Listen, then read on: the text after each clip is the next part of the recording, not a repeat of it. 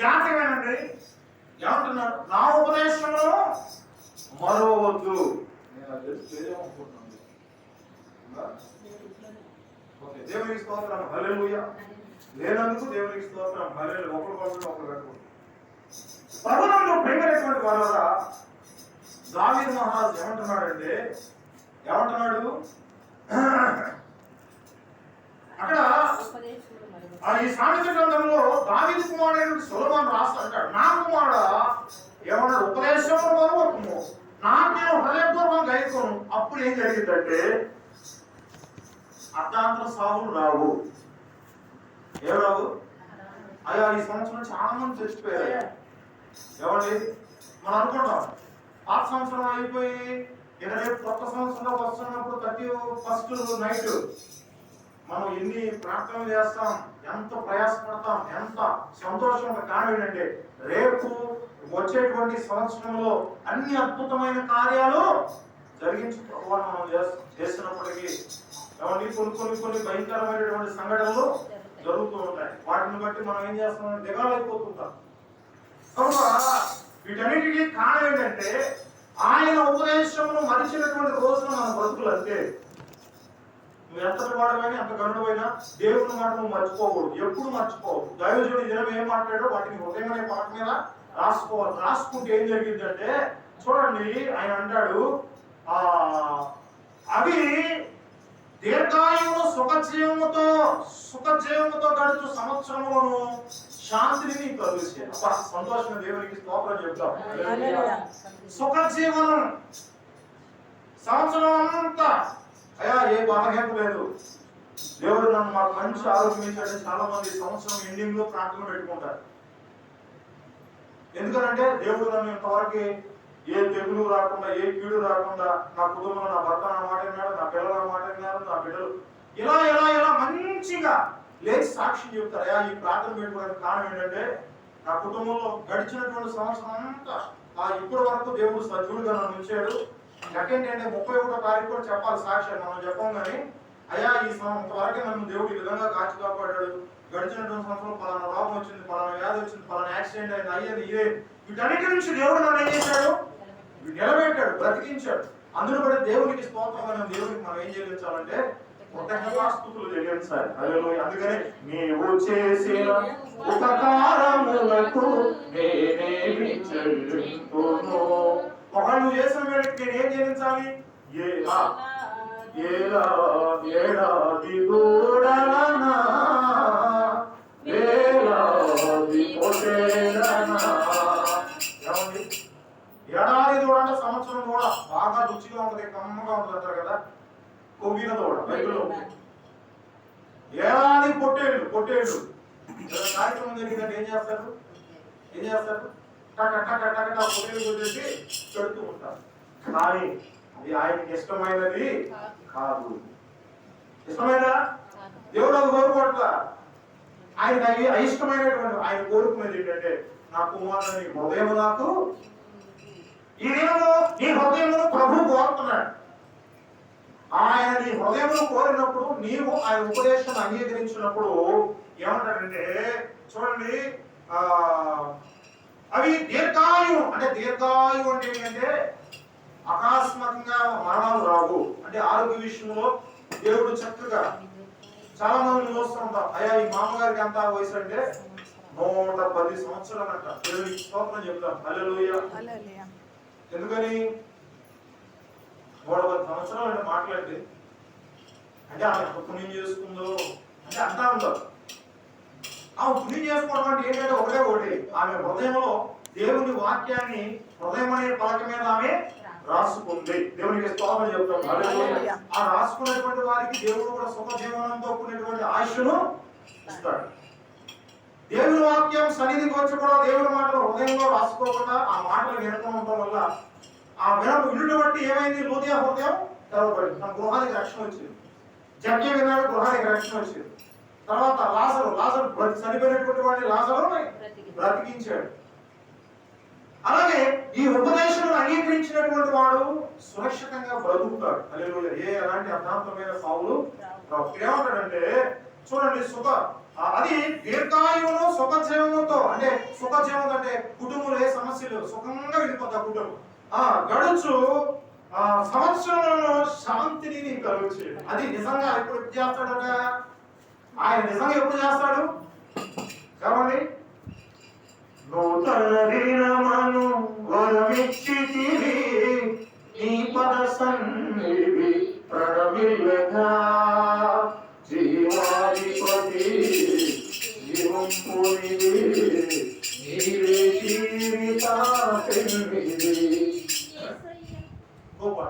ఆత్మతో వేడన ఆనందించి పాడన ఆత్మవాదమాయేసయ్యా అనుభవించి పాడన అనుదినం పాడన అన్ని వేళలందు కాయు దైవమా అప్పుడు వత్సరములు గడుచుచుండగా ఈ కార్యము కనపరచు. సంవత్సరం జరుగుతుండగా ఈ కార్యము అంటే అర్థం ఏంటంటే ఎవరి జీవితాల్లో దేవుడు సంవత్సరం నూతన పరుస్తాడంటే ఆ ఉపదేశమును అంగీకరించినటువంటి వాడే. హల్లెలూయా. ఆ హృదయపూర్వకంగా దేవుని మాటలను ఆస్వాదించినటువంటి వాడి యొక్క దీర్ఘాయువు అనగా అతని ఆయుష్ పెంచబడింది ఓడే. రెండోది సుఖజీవంతో కూడినటువంటి దినాలను దేవుడు వారికి ఇస్తాడు. ఎలాంటి కీడు వారి కుటుంబాల్లో లేదు.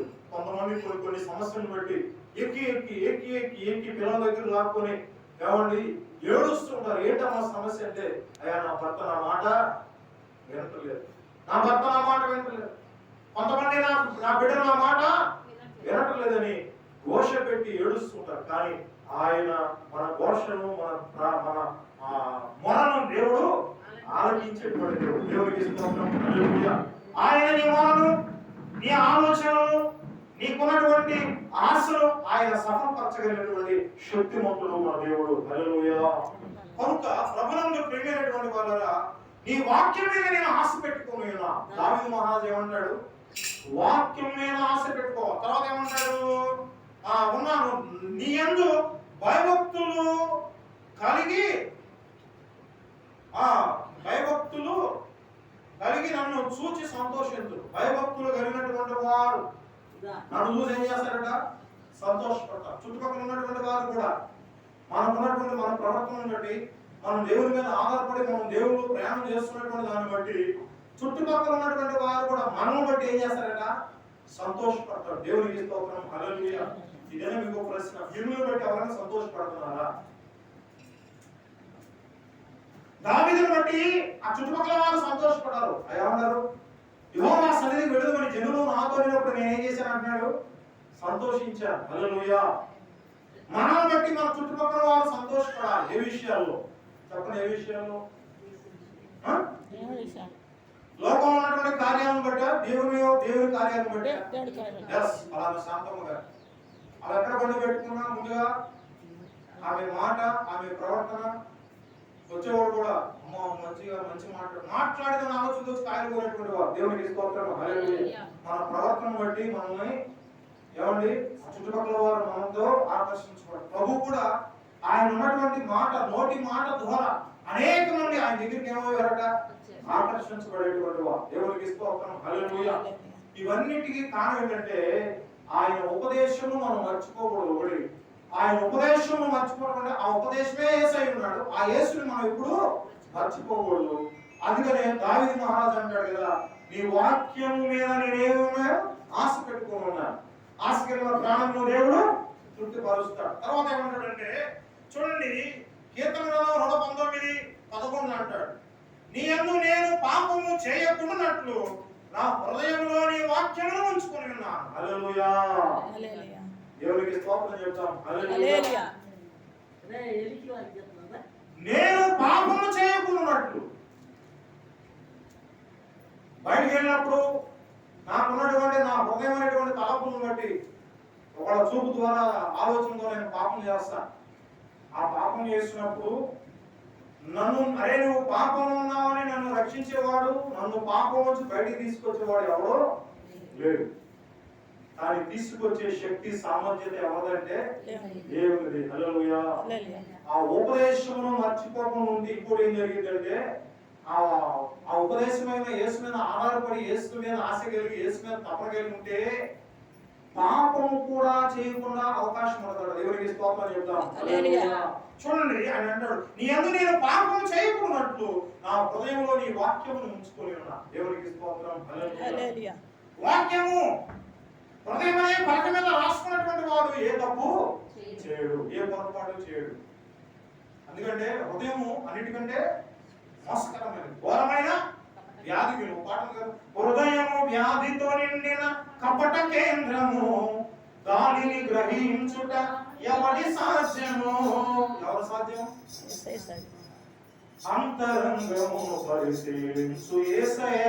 అంతరంగాన్ని పరిశీలన చేసేటువంటి వాడు మన దేవుడు. హల్లెలూయా. కనుక ఈ ఉపదేశం అనబడినటువంటి దేవుని మాట, ఆ మాట అయినటువంటి యేసయ్యను మన హృదయం మీద ఆశ పెట్టుకొని ఉంటే మనం ఏ తప్పు చేయము. దావీదు కూడా ఆయన ఒకరోజు మనం అనొచ్చు కదా, ఆయన ఆ మేడ మీద తిరుగుతూ ఆ పొద్దుగు కూడా ఏం చేశాడట, ఆయన ఒక స్త్రీ స్నానం చేస్తున్నప్పుడు ఆమెతో పాపం చేశాడు. ఆ భార్య, ఊరియా భార్య. ఈ ఆ సమయంలో దేవుని వాక్యం ఆయన హృదయంలో లేదా ఉందా? ఉందా లేదా? నిజంగా ఉంటే భయపడేవాడు. నేను అనుకుంటున్నాను ఒకటి ఉండొచ్చు, కానీ దేవుడికి అవకాశం ఇవ్వలేదేమో అనుకుంటున్నా. నాకాను ప్రభుత్వం చెప్తున్నాడు, చేసినటువంటి పాపము తప్పు, ఆ పాపము భయంకరమైనటువంటిది. కనుక ఏం చేయకూడదు, ఇక నువ్వు లాభం వైపు చూడకూడదు. నువ్వు ఎవరి మీద ఆధారపడదు, కానీ నువ్వు మోకాళ్ళు వేసి కన్నీళ్లు కాచి ప్రార్థన చేయమని నాథన్ ప్రభుత్వం దావీదు చెప్తే ఏం చేశాడట, పరుపు చేయలేవాడనంతగా ఆయన కన్నీళ్లు కాచి. అంటే అర్థం ఏంటంటే ఆయన వాక్యం ఆయన హృదయంలో పెట్టుకున్నప్పుడు పాపము ఇక ఉండడానికి వీలు లేదు. కనుక మనుషుడా, ఈ దినము నీలో ఉన్న ప్రతి లోక సంబంధమైనటువంటి కార్యాలు బయటికి రావాలంటే నువ్వు తప్పనిసరిగా ఈ ఉపదేశాన్ని ఏం చేయాలా? అంగీకరించాలి. హల్లెలూయా. ఏం చేయాలంట? ఏం చేయాలా? ఆలోచించాలి. నా ఉపదేశమును అంగీకరించువాడు సురక్షితంగా బ్రతుకును. ఏ బస్సు వచ్చి టక్కన కొట్టదు. మనం కొన్ని ఛానల్స్ చూస్తుంటే రైలు బండి వచ్చేసి ఏం చేస్తుంది, ఉద్దేశం వెళ్ళిపోతుంది. కొంతమంది తలకాయలు పెట్టేస్తారు రైలు కింద. అంటే అర్థం ఏంటంటే వాళ్ళు పాపం ఉంది, ఆ పాపము మరణానికి దారి తీసేసినప్పుడు వాడి బ్రతకానికి ఆశకు వెళ్ళిపోతాడు. కనుక వాక్యము హృదయంలో ఉన్నప్పుడు అలాంటి అవకాశాన్ని నీకు ఇవ్వనే ఇవ్వదు. తప్పు వెనక వెళ్ళకూడదు. ఆత్మ లోపలని గర్జిస్తూ ఉంటుంది. ఉపదేశం అంటే అదే. కనుక ఈ పునరుద్ధాన దినం ఆ ఉపదేశం మనం కూడా ఏం చేయాలంటే అంగీకరించాలి. దాన్ని మనం త్రోసి వేయడానికి వీల్లేదు. ఇప్పుడు వాక్యమైన మనం బయటికి వెళ్ళి ఆ విన్న విధాన్ని మర్చిపోవడానికి వీల్లేదు. ఆ వినిన దానిని మన దేవుని గేదెలు ఉంటే చూసారా, జంతువులు, అవి గడ్డి వేసి ఆ ఇంటికి వచ్చి ఏం చేస్తాయంటే ఖాళీగా ఉండవు, అలా కూర్చొని అలా పడుకొని చూడండి. ఇప్పుడు చూసారా, నెమరేస్తా ఉంటాయి. దేవుని వాక్యము కూడా నెమరవేసినటువంటి వారి జీవితాలు ఎప్పుడు ధన్యమే. హల్లెలూయా. వారి జీవితంలో ఎలాంటి పొరపాట్లు రావు. ఒకవేళ లోక సంబంధంగా సాపాటు పెట్టినా దేవుడు వాటి నుంచి ఏం చేయగలడు? విడిపించగలడు. యోబు జీవితంలో పెట్టలేదా? దానికి మించి రెట్టింపని ఆశీర్వాదాలు చివరికి ఎవరు పొందుతున్నారు? ఏది మనం ఏమి ఎత్తుతామో ఆ పంటనే వస్తాం. కనుక ఆత్మ సంబంధమైన ఫలభరితమైనటువంటి జీవితంతో ఉన్నటువంటి విత్తనం మనం వేసినప్పుడు తప్పనిసరిగా ఆ విత్తనాలే మనము, ఆ పంటనే మనము కోస్తాం. కనుక ఈ పునరుద్ధాన వేళలో నువ్వు ఏ పంట కోయడానికి వచ్చావు, ఏ పంటను నువ్వు అనుభవించడానికి పొందుకోవడానికి వచ్చావు అంటే శ్రేష్టమైన దేవుని యొక్క ఆశీర్వాదంతో కూడినటువంటి దేవుని యొక్క వాక్యమైనటువంటి మాట. ఆయన వాక్యం మనం ఏం చేస్తాడ? బ్రతికిస్తూ. ఉపదేశం అనగా దేవుని మాట. అందుకని ఈ వాక్యములను బ్రతికించను, అది నాకు బాధల్లో నెమ్మదిని కలిగించను. ఎవరు నేను ఎదుటనైనా పాపం చేయకున్నట్లు ఈ వాక్యము నా హృదయంలో ఉంచుకున్నాను. హృదయంలో వాక్యం ఉన్నప్పుడు మన జీవితాలు అంత ఆశీర్వాదాలు. హల్లెలూయా. ఆనాడు అనేక మంది ప్రవక్తలు దేవుని మాటను విన్నారు, దేవుని మాటకు లోబడ్డారు. వారి జీవితాలు ఎంతో ఆశీర్వదించబడ్డారు. వారు ఆశీర్వదించబడ్డారు కనుక ఈ దినం మనం వారికంటే ఎక్కువగా ఆశీర్వదించబడాలని మనం దేవుని సన్నిధికి వచ్చి ప్రభువును మనం వేడుకుంటున్నాం. కనుక అలాంటి ఆశీర్వాదం పొందాలంటే ఆ ఉపదేశాన్ని మన హృదయంలో స్థిరపరచుకోవాలి. దాని మీద ఆశ కలిగి ఉండాలి. దాని మీద ఆశ ఉండటమే కాదు, ఆ ఆశకి వెళ్ళినటువంటి వారి జీవితాల్లో ఒకవేళ ఏదైనా తెలియకుండా పాపం చేసిన పాపం అనే దోషాన్ని దేవుడు ఏం చేయగలడు? తప్పిస్తాడు. దేవుడు అట్టి కృపను ఈ దినము మన వినికిడిలో ఆయన ఆశీర్వదించునుగాక. ఆమేన్. ప్రార్థన చేసుకుందాం. దయచేసి ఒకరిద్దాం. చెప్పబడిన వాక్యం మన హృదయాల్లో నీరు పట్టి ఫలింప చేయలాగున ప్రార్థన చేసుకుందాం. దయచేసి మరి ఎవరైనా ఒకరు ప్రేరేపించబడిన వారు ప్రార్థన చేయండి. అమ్మా అమ్మా ఏంటి స్పెషల్? ఏంటమ్మా? ఓకే, దేవునికి స్తోత్రం. అబ్బాయి పేరు నీ పేరు చెప్పమ్మా.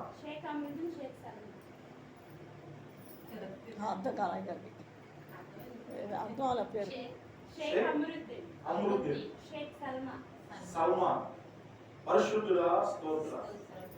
అయా చెల్లి సల్మా, అలాగే అమృద్దీన్ ప్రభా బిడ్డలు మన జీవితంలో ఆశీర్వాదం అంటే నాయన మీరు ఇచ్చే వస్తువులు కూడా ఆశీర్వదించబడట్లేదు. కనుక వారి జీవితంలో ప్రభా వారికి ఇచ్చినటువంటి కుమార్తె ఆశీర్వాదం, అలాగే వారి ఇంట్లో ఉన్నటువంటి ప్రతి వస్తువు ఆశీర్వాదమే. అలాగే నాయన వారు కృషి కోరుకుని ఉంటుండగా అయా మీకు కృతజ్ఞత స్తుతులు చెల్లిస్తూ తెచ్చిన ఆహారము దీవించండి. అయా బిడ్డలు తినుచుండగా శక్తిని జీవమును మీరు అనుగ్రహించండి. అలాగే నాయన ఈ స్తోత్రాలు ప్రత్యేకంగా ఈ చెప్పబడినటువంటి వాక్యము బిడ్డల హృదయాల్లో అయా నీరు కట్టి ఫలింపజేసి వాక్య ప్రకారం మేము జీవించడానికి దాని మీద ఆశ కలిగినటువంటి వారి జీవితాలు ఎంతో ప్రభా అయా నాయన సమృద్ధితో కూడినటువంటి అనుభవాలు కనుక దుప్పినీటి వాగుల కొరకు ఆశపడుచున్నట్లు దేవాని కొరకు నా ప్రాణము ఆశపడుచున్నదని అన్నట్లుగా బిడ్డల జీవితాల్లో ఇంకా శ్రేష్టమైన ఆశీర్వాదాలు అయా మీరు కుమరించి కృప చూపించి మీరే మహిమ పొందమని కోరుచున్నాం. ఈ సమయంలో కానుకలు సమర్పిస్తుండగా బిడ్డలు కూడా రోజంతల ఆశీర్వాదాలు బిడ్డలకు మీరు అనుగ్రహించి మీరే మహిమ పొందమని యేసునామములో అడిగి వేడుకొచ్చు ప్రార్థన చేస్తున్నాము తండ్రి. ఆమేన్. సమయంలో కానుకలు సమర్పించబడతాయి.